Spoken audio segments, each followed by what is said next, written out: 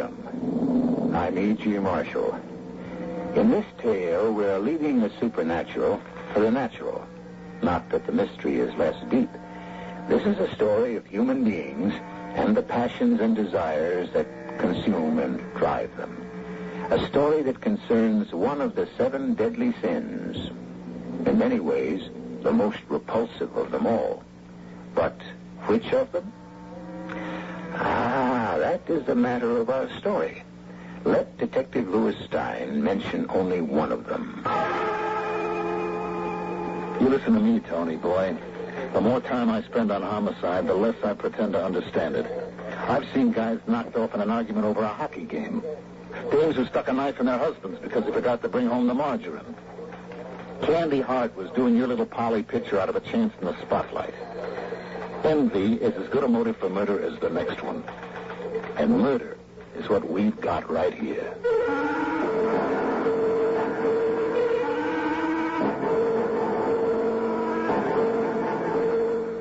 Our mystery drama, The Slick and the Dead, was written especially for the Mystery Theater by Ian Martin and stars Russell Horton. It is sponsored in part by Anheuser-Busch Incorporated, Brewers of Budweiser, and Jovan Collections for women and for men. I'll return shortly with Act 1. When you say Budweiser, I was getting off a super slab and this weak thing says to me, You got them ears on me, man. Come on back to this home. she's got the king of fears for 100 years, him on the side. Not good to hear that sweet thing say at the end of every ride. There is no other one. That's right. There's only something left. Because the king of fears is really all the rest. When you say Budweiser, you said it all. Anheuser-Busch, St. Louis, Missouri.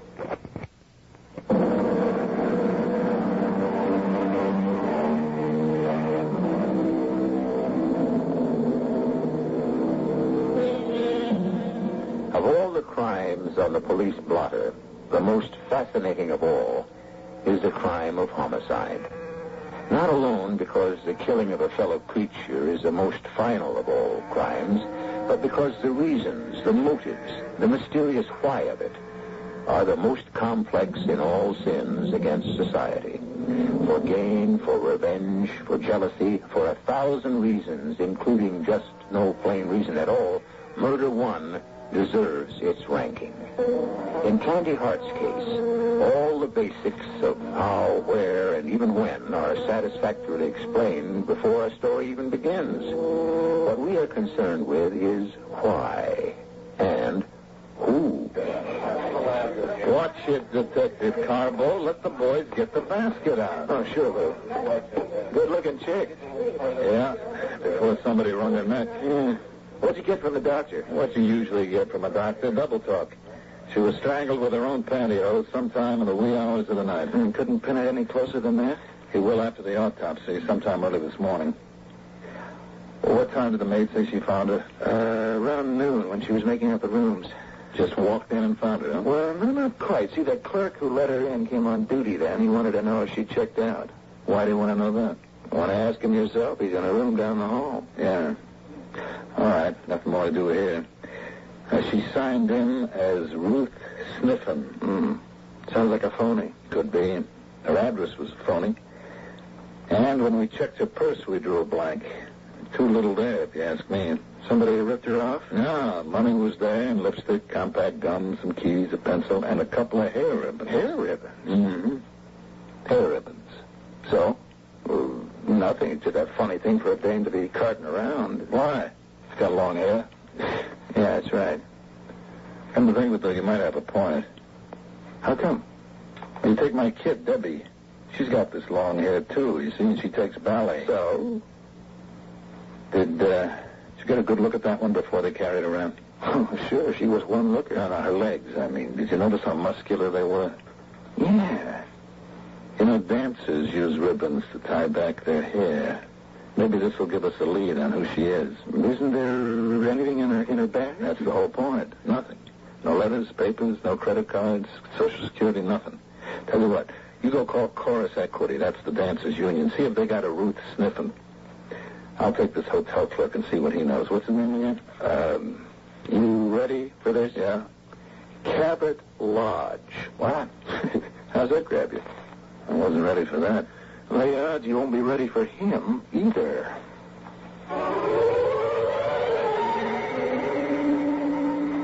I just knew I should never have registered her. I told Mama that this morning, first thing at breakfast. Why, Mr. Lodge? And is Lodge your real name? Well, of course. Cabot Lodge? Well, not really Cabot. Albert, actually. But in my profession, name is R, so important. Hotel clerk? Now, in charge of the desk. I work the middle shift because Mama's more or less invalid and needs care. I see. Yeah, of course, I had it legally changed, years ago. Now, why was it you told Mama, your old lady, that you should never have registered her? The Admiral Hotel has a reputation second to none. And nothing like this, but nothing has ever happened here. All right, let's make this simple and quick. I saw the girl. She looked like a nice, clean kid to me. Why wouldn't you check her in? Well, look, I don't want to go into all the problems of running a hotel, but mainly because she had no baggage. She pay in advance? Well, yes. You asked for it because she had no luggage? No, actually, if I could reconstruct the scene, Inspector, Detective. Detective. You see, it was a little after 3. Now, I had taken over early. You see, I had just put my yogurt and my macrobiotic dinner, I'm dieting again at the moment, away in the fridge and taken over the desk. The day man is so messy. And I was just, tidying up things when this girl came in. Yes, ma'am. May I be of assistance? Could I have a single room, please? Do you have a reservation? No. Oh. And just how long would you desire the accommodation? Just for one night. Let's see. Oh, yes, we have a very nice room. 14B. How much is it? That would be $28, plus tax, of course. Nothing cheaper, less expensive? I'm afraid not. All right, that will be fine. Oh, splendid. The Hotel Admiral is delighted to welcome you as a guest. What was that for? To get a boy for your luggage. Oh, I don't need him. I haven't any bags. I just need a place to rest for a while and make some phone calls. No baggage? I'll pay in advance. May I register now? Why, of course. And in no sense did I mean to suggest that you, Oh, it's all right, Mr. Lodge, I see from the desk plate. Yes, that's correct. Now, here's the registration, and I hope we can make you comfortable for your short stay. I'm sure you can. I expect to be comfortable for some time to come. What you mean by that crack? Well, I haven't the faintest. So she registered, and when you came to work today, she hadn't just spent a couple of hours. She was still here. Yes, and over her checkout time. When a maid couldn't get into her room? Oh, the maid could have entered immediately with her pass key, except for the protection of our guests, we have instituted an extra lock of the fall kind. You mean as well as the regular latch lock that closes automatically? Mm-hmm. There's another lock that you turn the knob to close from the inside. That's right. And it can only be opened or closed from the outside by key. So the maid reported both locks shut and called you because the room was supposed to be vacated. That right? Yes. Mm-hmm. Then what did you do? Well, I phoned the room. There was no answer, so then I became a little worried. I went up myself and used my key for the protection lock, and we went in and found her. Dead? Yes, poor little thing. On the floor. And the bed had been slept in just as we saw it? I guess. Nothing was touched. Everything left as it was. All right. Just one more question. You seem to be a very sensitive man, Mr. Lodge. Do you have any idea why this girl took that room? Well, it could have been an assignation. Even in the best-ordered hotel. Even in the Admiral? Well, I shudder to admit it. Did you have any visitors? No, not that the hotel knows of. But of course, it's impossible to check. Did she make any outside calls? Yes, I prepared a list for you. Here they are. Good. How about incoming calls? No, we have no record of those. Excuse me? No, I'll take them. Detective Stein. Hey, Lou, I gotta hand it to you. I got a make on a DOA. Yeah, who? Her real name is Ruth Sniffen. Mm-hmm. Yeah, but it seems like Chorus Union here doesn't allow two dances with the same name, right? So, there was this older dame named Ruth Sniffen at the same time our Ruth Sniffen joined... Tony, do me a favor. I've had enough small talk to last me to my grave. Just get to the point. Yeah, oh, okay. our Ruth Sniffen is Candace Hart. Candace? Yeah, Candy Hart, dancer. She's now playing in What a World on Broadway, and I got an address for her, too, 1324 Christopher Street in the Village. And she has a roommate named Polly Pitcher. Yeah, you want me to follow up? The Pitcher dame is home right now. All right, get Polly Pitcher down to the morgue for an identification, then meet me at the station. Maybe we're starting to move at last. And don't let that pitcher spill till I'm there to sop it all up.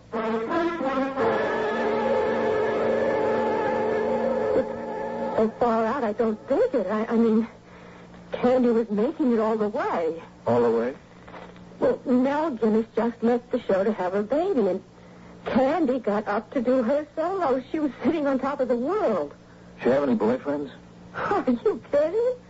Oh, don't get me wrong. Candy was good, but she didn't get ahead strictly on her dancing. That's kind of a nasty crack. Oh, I was on my way out of the apartment. I just wish I'd left sooner. Your way out? Oh, that's right, Detective... Tony Carbo. Oh, Detective Carbo. What I meant to say is I was moving out because Candy and me didn't cut it. How come? I don't know how much you know about dancers, Detective... Stein. But to be one, you gotta be a little crazy, right? Right. Right? How could you know? I have a 17-year-old daughter wants to be one. Is one. What's the difference? She's hooked. Oh, honest? Oh, I'd like to meet her I sometime. don't think you could talk her out of it. Who wants to? Well, you said you're all nuts. Sure. But who wants to live any other way if dancing is what you really want? Go on, Miss Pitcher. About what? About why you were leaving, first of all. Oh, well, just Candy and I didn't sort of hit it off like. She was, like by me, she was kind of a hard case. Can you make that a little plainer? Well, you know we were in a show together. Yeah, what a world. Hey, I thought it was a knockout. And I remember you. Tony, I'm sorry. You remember me, honest? Tony, I'm talking to the witness, if she is one. Now, you said Candy Hart was a hard case. Why? Oh, it's difficult to put into words. When the solo spots are open, nobody questions. I get it. I was chorus leader. I'd go right in. Only I didn't, because Candy shafted me. Oh. Well, I guess the producer had a kind of thing for her, you know. All I know is a special rehearsal was called Saturday night for today, Monday. And yesterday afternoon, Candy was planning a trip out of town. And there's a connection? The rehearsal was for Candy to go into the solo. Yeah. And the trip out of town? Make your own guess. The producer lives in Eastport, Connecticut, and that is where she was headed. It looks like she never got there. I wonder why. Gee, I don't mean to knock her. I'm really just totaled by what happened. Well, maybe I'm way out of line, but that's the way I had to figure it when she left here. All right, let's go over it piece by piece and try to figure again. Something went wrong somewhere with whatever plans Candy Hart had. What, where, why, when, a million questions. Let's just start here with the beginnings. And see, can we find not what's right or wrong, but what went wrong.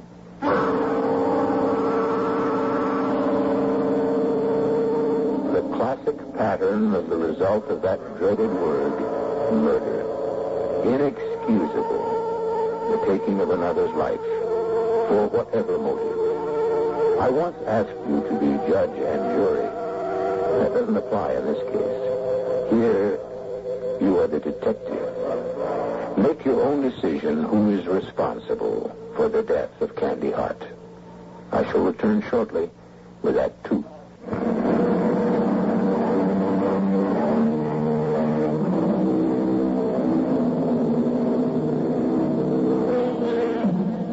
Now we continue with the mystery of the death of Candy Hart. Who caused her death and why? Remember that you are a detective along with detectives Lou Stein, first grade, and Tony Carbo, third grade. Shall we make you detectives second grade, since these reports come to you secondhand? And see if you can point the finger to the murderer as the case unfolds, while Candy's roommate, Polly, is being questioned. All right, Miss Pitcher. Incidentally, just for the record, is that an AKA? A what? AKA, that's also known as, an alias. He means, is it your real name? Oh, Oh, yeah, sure. I really am Polly Pitcher. Well, Pauline, to be exact. You said you figured your roommate Candy was off for a little weekend whirl with the producer of your show. Is that right? I don't know. Sometimes I'm kind of a big mouth. Maybe I should have clammed up. Not with us, baby. I've been paying. No, it's all right, Miss Pitcher. You just go right ahead and tell us again why you thought there was something going on there. Well, the way I told you. I'm chorus leader. I've done the solo a couple of times when no dance was out, so nobody thought much about it. She sprained her ankle, I'd go right in. And this time, a rehearsal was called, and the word was that Candy would be the one. Now, not that she wasn't good, but... Oh, gee, I hate this. Miss Pitcher, let me say something. A girl is dead. This is a homicide. Somebody strangled Candy Hart deliberately, and she didn't die nice. So the nice things have to stop right here. We don't cut any corners anymore. Let's just skip down to the nitty-gritty, which is not nice, but that's where we are. Now, I'll say some of it for you because it is, in fact, just like you say, surmise. Okay? This producer and Candy Hart were making it together. That was the talk, right? That was the talk. All right. What's his name? Hammond Spence. He lives in Eastport, Connecticut. Right. You figured she was going to spend Sunday night with him. Why? Well, Sunday morning when we got up, Candy asked... Hey, Polly, you with us? Oh, I'm awake, yes. Oh, I have a mother of a headache. Oh, some aspirin and medicine. That won't cure what ails me. You got any liquor? Oh, some cooking sherry is all I have. Oh, sure. The All-American Health Bug. What am I doing rooming with an AA? Oh, thanks for the boost, but since I never had to have it, I never had to kick it. What are you going to get with it, Polly? You're going to be an Elsie Dinsmore for the rest of your life? Oh, knock it off. The needle has lost its charm. Oh, did you for more sleep? Anything else I can do for you? Yeah. You got a bag I can pack some clothes and stuff in? Well, Steve, I thought I was the one moving out. Oh, I'm not moving out. Just overnight. Nothing permanent like you. Oh, look, I'm not in all that rush. I won't duck out on you till you have someone to take over for me. Well, maybe it'd work better the other way, baby. Huh? How'd you like to take over the place and get yourself a roommate to share expenses? Oh, it's your apartment. I didn't think that was... Everything's up for grabs at the moment, baby. I could be moving in with someone else. Can you spring me an overnight bag? Oh, I haven't anything until tomorrow night. I rented to Jeannie Shepherd for a bus tour. She'll be back tomorrow night. Oh, great. But you have an overnight bag. The zipper's stuck. Can't get it open. Boy, wouldn't you know. What's the heavy date? My future baby doll. You mean our big man? The reason for the rehearsal tomorrow, you going into the solo? No hard feelings, Polly. That's only for openers. Spencer may have something going beyond that. Oh, boy, you're playing with fire. You mean Isabel and her fag? The guy is married. You're buying a lot of trouble. Don't you worry. Isabel's out of town, and what anybody doesn't know won't hurt him. We got any shopping bags kicking around? The best I could do is a plain old supermarket job. Solid. And after tonight, maybe you won't have to worry about making any moves. Look, I don't want to get out of line, Candy, but what do you mean? Lots of things are going to be settled by tomorrow morning. I got one thing going for me. And if Spence doesn't come through as advertised, he's in real trouble. You make it sound like blackmail. All in the point of view. The way I look at it, I'm just trying to make it easy all around. Guys do marry more than once. What about Bill Pastor? Bill? Oh, he never meant that much to me. Come on, let's dig up that shopping bag. I may be traveling third class this last time around, but you better believe it, baby. From then on, it's first class all the way. As far as you know, when Miss Hart left here, she was headed for Eastport to meet Mr. Spence. That seemed the idea. And she took her, whatever she wanted to take with her in a shopping bag? Yes, And that's the last you saw of her? of course. But you didn't know where exactly she was headed? I thought up to Eastport.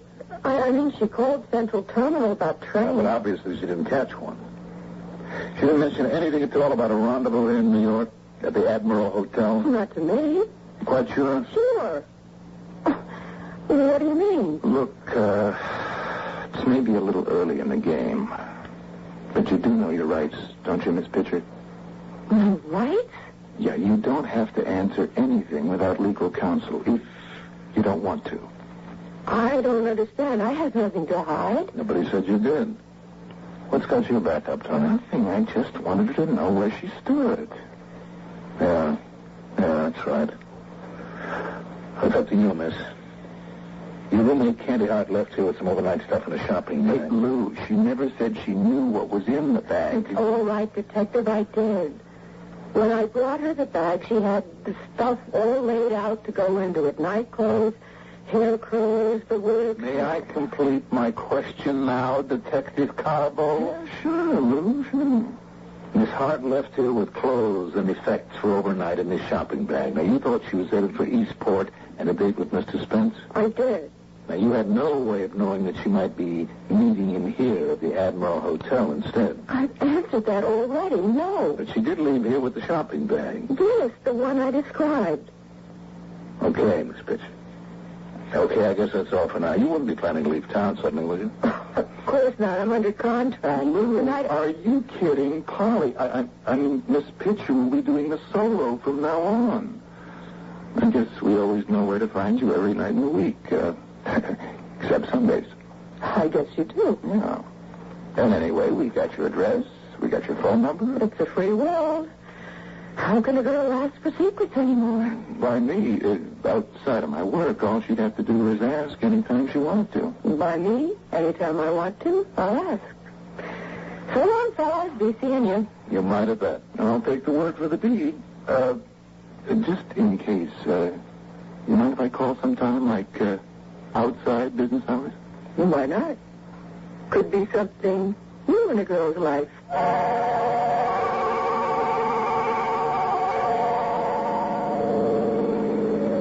She kind of got me, huh, Tony?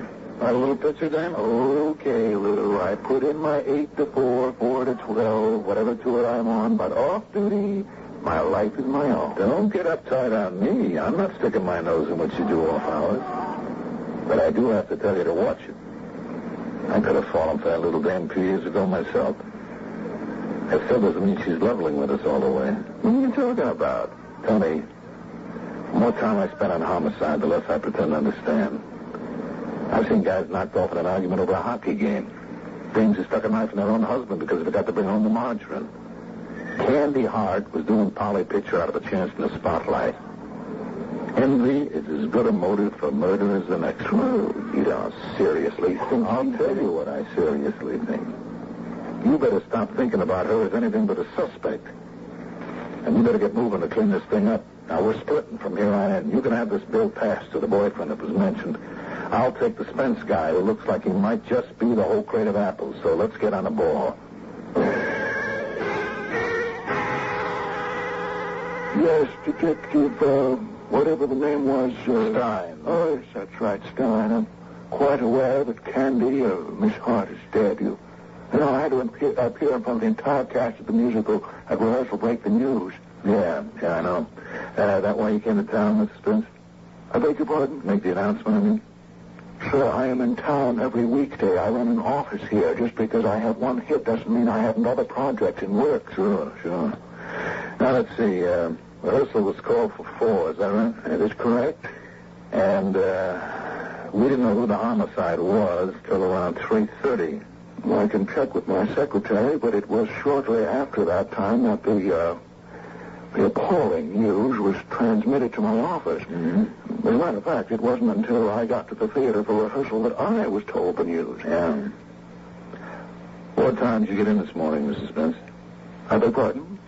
What train did you take in from Eastport this morning? I didn't. I drove. Oh. But your car in the garage? Yes? Good. Well, the ticket will show what time you pulled in. That is correct. As a matter of fact, I came in yesterday from the country. Oh. In fact. When was that? It so happens that my wife and children are visiting her parents this weekend. I found myself at loose ends, decided to come into the city. And what time would that have been? In the middle evening, after dinner, say 8 or 9-ish. My garage will know what time I left the car. Yeah, they do. 8:47. Then where did you go? Not that it's any of your business, but to my apartment, where I worked until after midnight, went to sleep, came down to my office at the usual time, around 10 a.m. Got a doorman at your apartment? No, actually, I own a brownstone. I have the bottom floors, rent out the top. And you say you were alone? I was. Did you make any phone calls? Did you see anybody during the evening? I made several phone calls, but got no answer. No, I didn't see anyone. So you were all alone from, say, 9 p.m. until at least somewhere after 8 the following morning? Unfortunately, yes. Sure. I mean, you're an intelligent man, Mr. Spence. I mean, you can see where all this is headed, right? Naturally.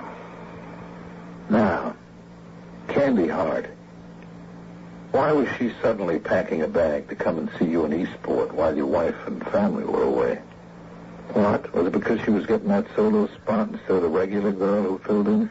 Has Polly been giving you some kind of a story about me and Miss Hart? I've done a little checking around. I had to warn you there was a lot of talk about Doesn't mean a thing. A theater company registered gossips like a family. As a small village, sir, Candace Hart was an employee, a talented one, but nothing more. That why you invited her up for the weekend or for Sunday night? Who said I did that? As a taxi service meets all the New York trains, they got an office that side of the track. My information is you drove in with your white caddy, license number UV557, in time to meet the 1205 from New York. Now, you seemed annoyed there was no one on it. You went over to Mario's place for a couple of snorts till the next train. When no one was on that for you, you drove off and went, where? You seem to be doing all the telling. Why don't you finish? That's all I got. The rest you told me. You came to New York. I'll give you a bracket, 12 to 4 a.m. Were you at the Admiral Hotel during those hours? I was not, sir, nor to the best of my belief, except to have a drink in the bar waiting for a train, have I ever been anywhere in the Admiral Hotel. All right, so much for who. At the moment, it wasn't you. Now, another big question you might be able to answer. Yes. Why? Why would anyone want to murder her, and why did you take a room in a hotel? Think it over, Mr. Spence. And remember, like I said in the beginning, you don't have to answer anything without a lawyer's advice.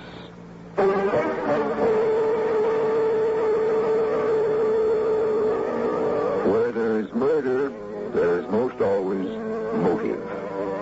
Not the casual hit and run of the mugger, the accident of panic, the mindless menace of a gun maliciously discharged into a crowd. Candy Hart's murder was motivated. By what? Jealousy? Fear of blackmail and a broken family life? Those are all we know so far. Either would be enough, but there are others still to consider when I return shortly with Act 3.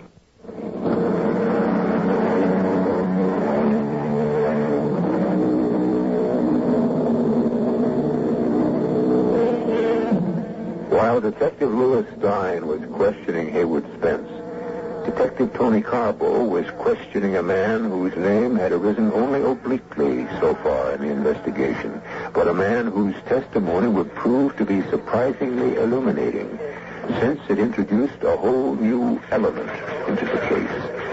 An enigmatic young man named Bill Pastor. I'm Detective Tony Carbo, Mr. Pastor. Come in. I'm sorry to drag you down to the precinct, as I couldn't locate you. Well, I was hauling the load. I just got in.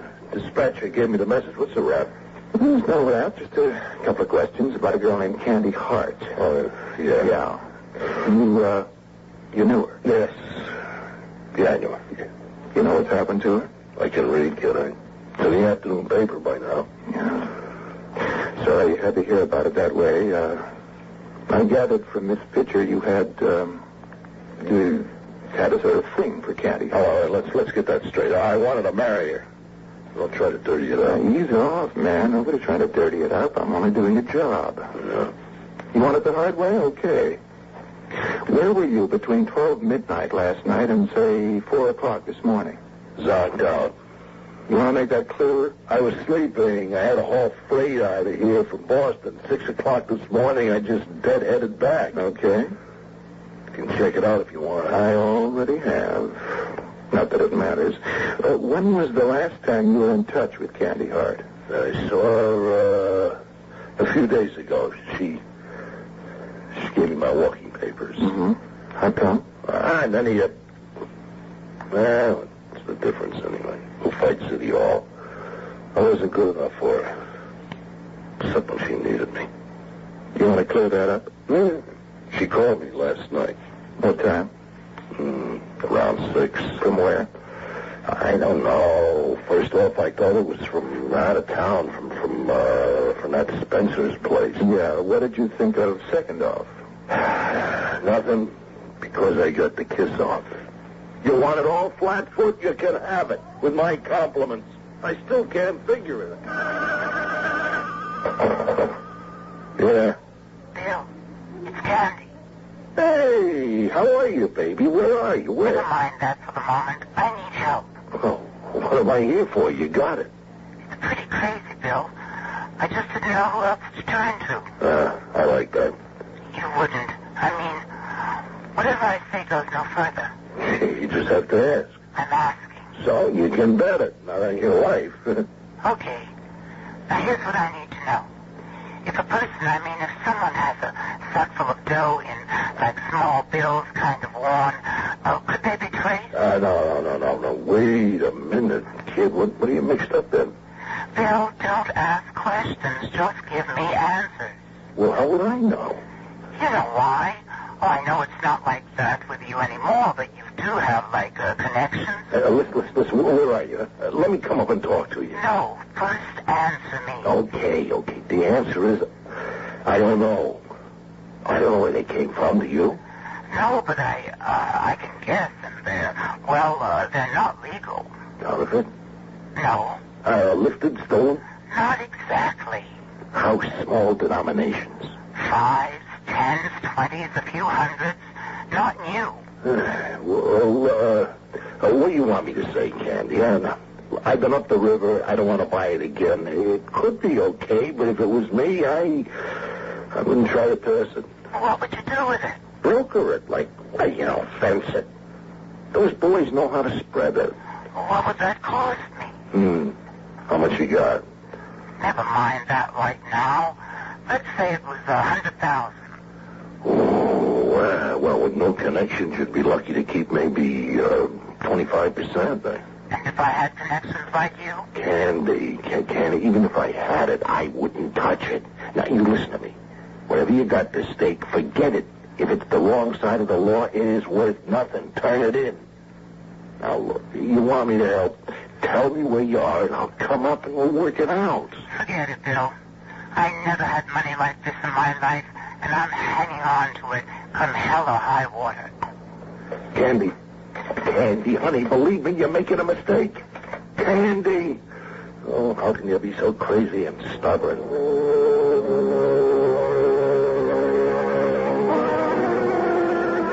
And that's all? She hung up on me. And you've got no idea where she was calling from? No, I tried to trace her to that roommate of hers, but she never gave me the time of day anyways. I wouldn't press your luck, loser. You keep your mouth off Miss Pitcher. Like that, huh? You better make that clear. Nah, what's the use? You name me loser. It's my middle initial. I wish you better luck. Polly's a nice kid. It's just out of my class. Mm-hmm. But Candy wasn't. She let me know it often enough. We might have made it if I could have got it down to earth. Sometimes I wanted to drag her there with my bare hands and knock some sense into her. Tony, I've been looking for you. What are you doing in here? I'm looking through this morning's printouts from the teletype. Lou, read this. Plans of the scribe Gottschalk. Convicted counterfeiter and forger of oil paintings booked today as the perpetrator of the recent theft of the famous Whistler from the Flaxenheim Museum. Yeah, he was picked up while trying to extort extra ransom money for the Whistler canvas after Rudolf Schneer, the curator of the museum, had already paid the first demand for $100,000. Well, I still don't see... No, hold it. Listen. Gottschalk claims he never received the first $100,000. That the shopping bag supposed to contain the money had been switched for one resembling it, containing articles of women's clothing, a hair curling machine, and a tape recorder. That's what Candy got the dough she was talking about to her boyfriend. And why she ducked her appointment with Spence and holed up in the hotel. But how? Look, she can't tell us. All right, that leaves Gottschalk. Where we got him? We're going to have a few words with that shakedown artist.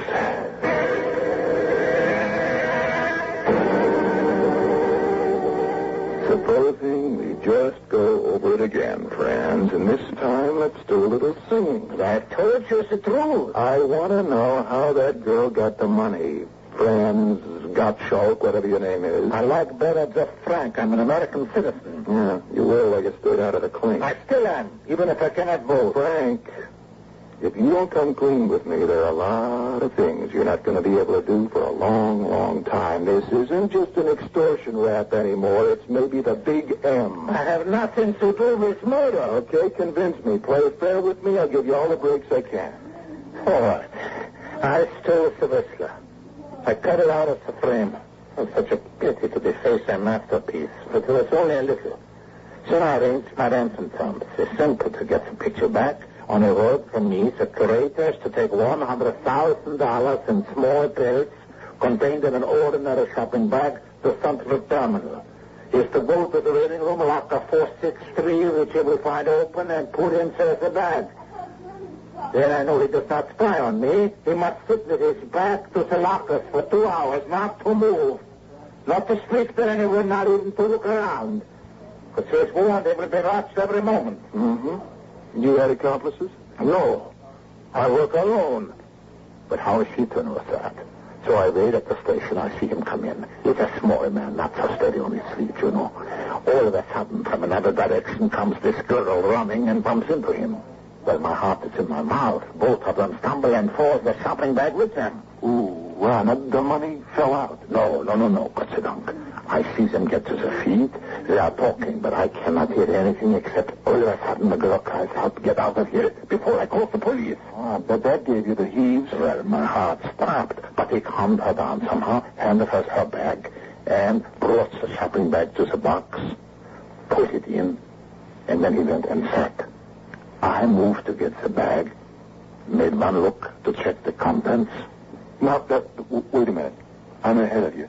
She had a bag, you said. She had a bag. You mean a shopping bag? That is right. And when they knocked each other over, somehow the bags got switched, right? Right. The bag and the box had only some ladies' undergarments in it. That must have given you a real jolt. Believe me. But I was not letting her get away with the money so easy. I locked the box. I turned to look for her. And you followed her to the hotel where she checked in, bided your time, then went up to her room, got in by some gig or other, took your money, stopping only long enough to strangle her so she couldn't witness against you. No, I did not. Under the locker where the police picked you up. I had lost her. I looked around. I couldn't find her. I thought perhaps in the other bag, in her bag, I could find an address, some name, to know who she was. Please, you must believe me. I am not a murderer. I did not kill her. Please give me a chance. The odds are better than you deserve. There are 3 others who had just as good motives as you. Now, all I've got to do is figure out which one of you 4 it was. Now, Hey, wait a minute. My odds are wrong. Now, you know something, Frank? There's only one person who could have murdered Candy Hart. Just as a matter of interest, and for the fun of it, are you, as the audience so often is, way ahead of our detectives and our story? Could you name the murderer and his or her motive now? Have you perhaps even known from the beginning? would you like now, before we complete our story, to pick your own candidates? Now, for those of you who feel you know or have guessed, here is the solution.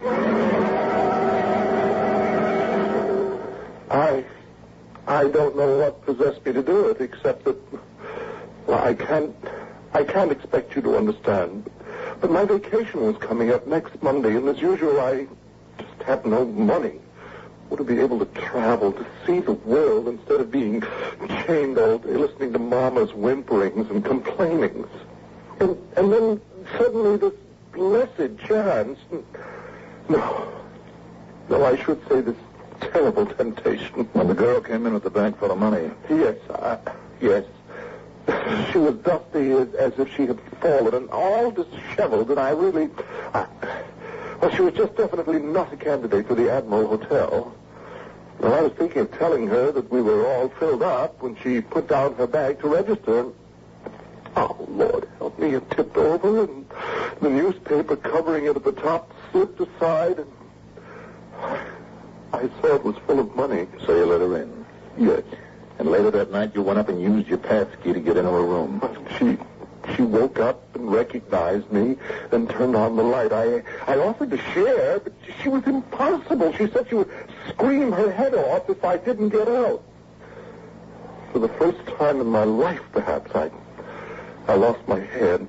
I snatched at anything to gag her, and somehow it was around her throat. And then before I knew it, she was dead. Well, I had nothing to lose. I took the money. I thought I could get away with it. I knew that money was stolen, but somehow, I don't understand. Somehow, you guessed. And the worst thing of all, I just don't know how we're going to break the news to Mama. I'm not sure I understand all the way myself, Tony. How did you peg it? Well, first off, I couldn't see our desk clerk lodge ever letting anyone into the hotel without baggage, a woman especially. And second, once we knew the money was involved, I figured that let Spence and Pastor out of the picture. And little Polly, you never figured was in it at all. You said it. Now, as for Gottschalk, if he killed Candy and took the money, why try a second holdup? But most of all, it's my total recall. Like how? You notice those special protection locks at the hotel? Mm-hmm. The regular fall type. Right. Protection for the guests from the inside. But the only way to close that special lock from the outside was to have a key. And the only person who had that key was the hotel clerk. Elementary, my dear detective Stein. Now, what am I supposed to say? Amazing? You didn't think I didn't twig that right from the beginning? It's just that I couldn't figure that mama's boy having any reason for... Well, I guess we're never too old to learn, huh?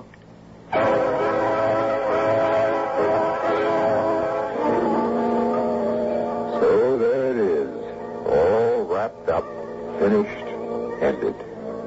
As you guessed it? If you did, well and good. And if you didn't, there's always the enjoyment of a puzzle slowly unraveling, a mystery becoming clear. I hope you enjoyed it as a change of pace and as a reminder that the order of natural events is frequently just as chilling as the supernatural. I'll be back shortly. Pick up a pickup. Pick it up and take it home.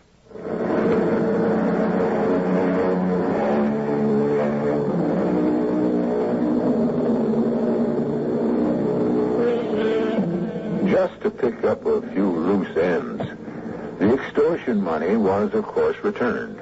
And while Mrs. Lodge temporarily went into incredible shock, she eventually, in spite of her infirmities, imagined or otherwise, lived out her years quite happily.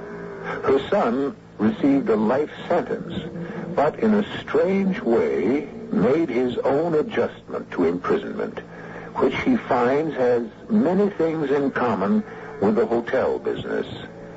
And Detective Tony Carver is married to guess who?